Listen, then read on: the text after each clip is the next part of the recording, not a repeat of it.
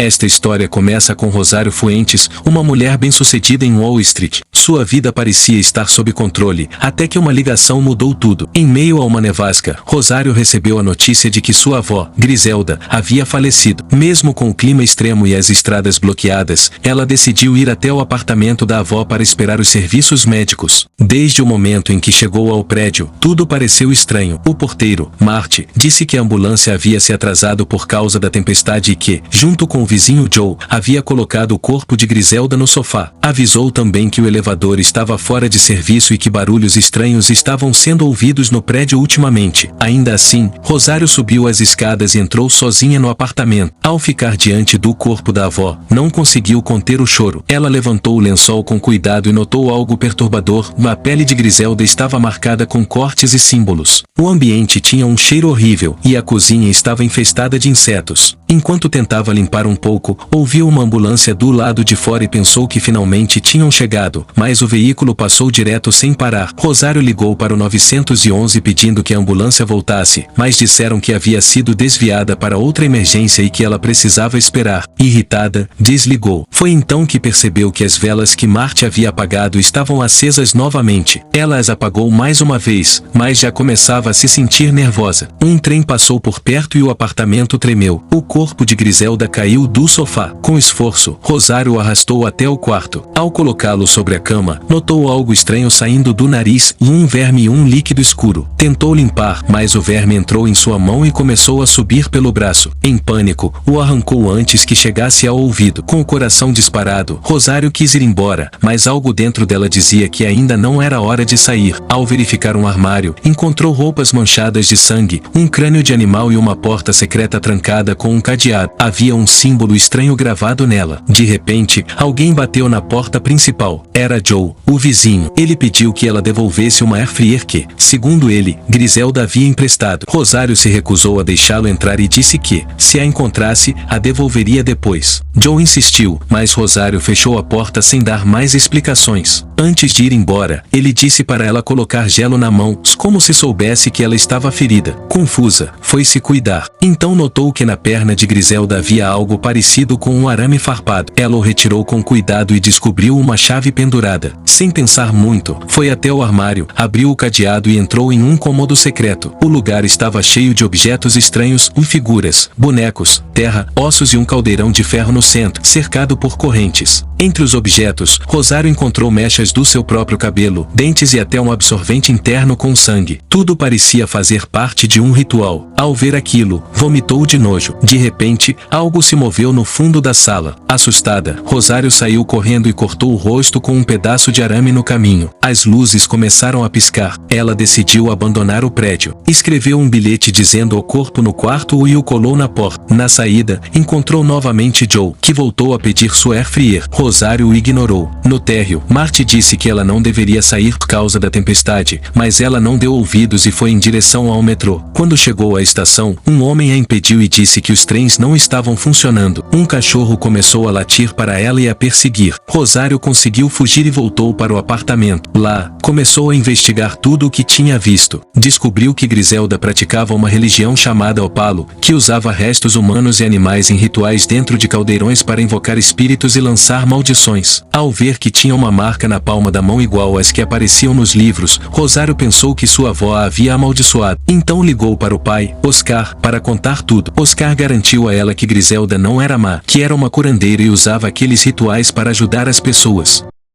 Mas Rosário não se convenceu. Confessou que, depois do divórcio, escolheu morar com ele e deixou sua mãe e avó para trás. Agora, sentia que Griselda odiava por isso. Oscar pediu que ela saísse do prédio e esperasse por ele, mas Rosário decidiu ficar. Queria quebrar a suposta maldição. Ela voltou ao quarto secreto e tentou mover o caldeirão. Nesse momento, apareceu uma figura fantasmagórica que parecia ser sua mãe, Helena, com o rosto pálido e os olhos vazios. Tentou arrastar Rosário, mas ela conseguiu trancar a porta a tempo. Dentro do cômodo, Rosário encontrou um livro antigo com instruções para quebrar uma maldição. Dizia que era preciso misturar seu sangue com o da pessoa que lançou o feitiço e derramar ambos no caldeirão. Rosário cortou o dedo e deixou seu sangue pingar dentro. Depois, tentou fazer o mesmo com o corpo de Griselda, mas nada saía. Desesperada, levantou a faca e esteve prestes a cortar a garganta da avó. Nesse instante, seu celular vibrou. Era uma ligação da própria Griselda, mesmo estando morta. Ao atender, a avó, com dificuldade, disse: "Me perdoe." Na mesma hora, o espírito de Helena apareceu gritando com ela. Sem pensar, Rosário enfiou a faca na mão de Griselda. Finalmente, o sangue escorreu e caiu no caldeirão. Helena desapareceu, mas o feitiço parecia ainda estar ativo. Rosário se escondeu debaixo da cama, enquanto mãos escuras saíam do chão tentando agarrá-la. Gritou e se debatia até que tudo parou. Batidas na porta a fizeram se assustar. Era Joe de novo, perguntando pela fritadeira. Rosário gritou com raiva, dizendo que sua avó nem usava uma fritadeira diária e que ele a deixasse em paz. Joe, tranquilo, respondeu: "Você não conhecia sua avó como eu." Rosário, confusa, o encarou. Joe abaixou o tom de voz e contou algo que ela nunca soube. Griselda rezava por ela todos os dias. Ela não a amaldiçoou. Fez um pacto. Rosário ficou em choque. Joe explicou que a ouvia rezar todas as noites, pedindo a Deus que a neta tivesse sucesso, que realizasse seus sonhos. Através da parede, escutava o quanto ela chorava e suplicava por seu bem-estar. Rosário finalmente entendeu tudo. Griselda nunca quis machucá-la. Ela havia feito um pacto com um espírito para protegê-la, um pacto com um preço. Rosário voltou ao quarto secreto. Releu o livro de feitiços. Encontrou o nome do espírito,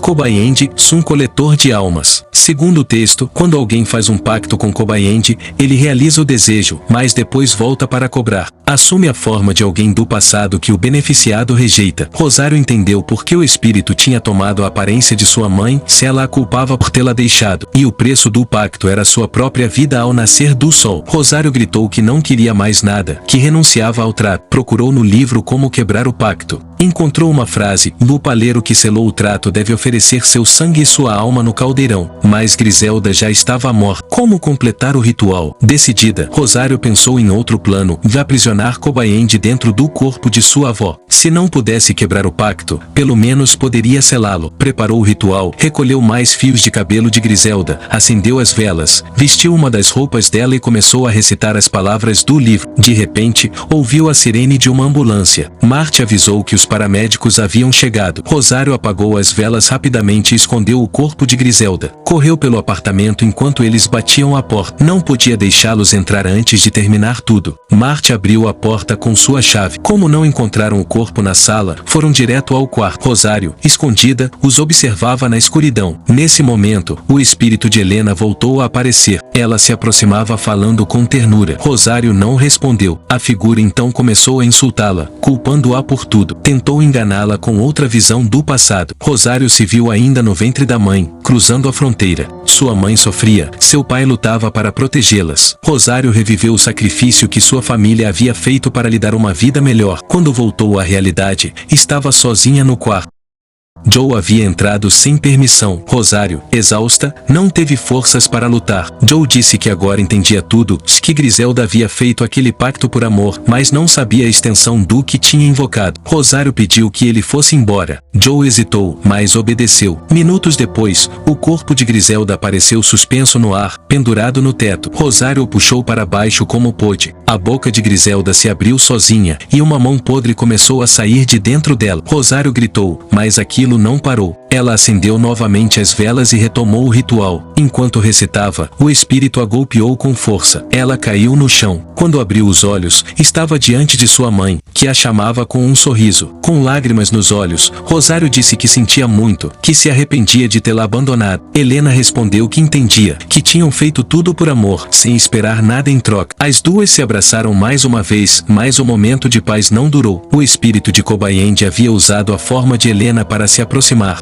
Logo revelou sua verdadeira aparência e gritou com fúria. Rosário recuou. Tentou recitar as palavras finais do livro, mas o espírito a interrompeu. Bateu nela com violência e a fez desmaiar. Acordou minutos depois. Diante dela estava Oscar, seu pai. Rosário tentou explicar tudo, mas ele já sabia. Confessou que tinha sido ele quem fez o pacto. Naquele dia da primeira comunhão dela, ao vê-la tão feliz, quis garantir um futuro brilhante. Entrou no quarto de Griselda, usou suas ferramentas e fez um pedido. Nunca imaginou que isso traria uma maldição. Quando Griselda descobriu, decidiu assumir a responsabilidade. Todos os dias, ela oferecia seu sangue ao caldeirão para conter Kobayandi. As cicatrizes em seus braços eram prova disso. Ela vinha protegendo Rosário em silêncio. Oscar disse que agora era sua vez, que ele mesmo colocaria seu sangue todos os dias para manter Rosário a salvo. Mas Rosário sabia o que isso significava, e seu pai se sacrificaria e seria possuído pelo espírito. Tentou impedi-lo, mas já era tarde. Oscar derramou seu sangue no caldeirão. Em segundos, seu corpo mudou. Os olhos ficaram negros. Sua voz se distorceu. Ele já não era mais Oscar, era Kobayandi. Rosário correu. A porta se fechou sozinha. Ela estava presa com ele. Kobayandi a atacou com força brutal. A lançou longe, pelo ar, gritava em línguas estranhas. Rosário tentou se defender, mas estava perdendo. No momento mais crítico, Joe apareceu e acertou o espírito com um objeto. Kobayandi caiu, mas logo se levantou. Agarrando Joe pelo pescoço, quebrou sua coluna com um único movimento. Joe caiu morto na hora. Com lágrimas nos olhos, Rosário pegou uma faca e a cravou no pescoço do pai possuído. Ele caiu sobre o caldeirão, e seu sangue se misturou com o de Griselda. Enquanto agonizava, Oscar levantou a mão e fez o gesto que costumava compartilhar com Rosário desde que ela era criança. Tremendo, ela se aproximou e respondeu com o mesmo gesto. Também te amo, papai, sussurrou. Oscar fechou os olhos para sempre. O tempo passou. Rosário voltou à sua vida, mas já não era a mesma. Abriu uma firma financeira diferente, Suma, que ajudava famílias de baixa renda. Atendia cada cliente com paciência, como se quisesse, de verdade, compensar algo. Depois de se despedir do último cliente, ficou sozinha no escritório. Acendeu uma vela diante de uma velha foto da família. Era da sua primeira comunhão. Aparecia com um sorriso que nem lembrava ter dado. Começou a rezar em silêncio, como sua avó costumava fazer, mas, no meio da oração, tossiu. Uma vez, depois outra. Sentiu algo estranho na garganta. Tossiu mais forte. O retrato sobre a mesa estremeceu. O vidro se rachou. Rosário levou a mão à boca, tentando respirar. E então, de dentro dela, emergiu uma mão podre, uma mão que saiu com força das profundezas do seu corpo.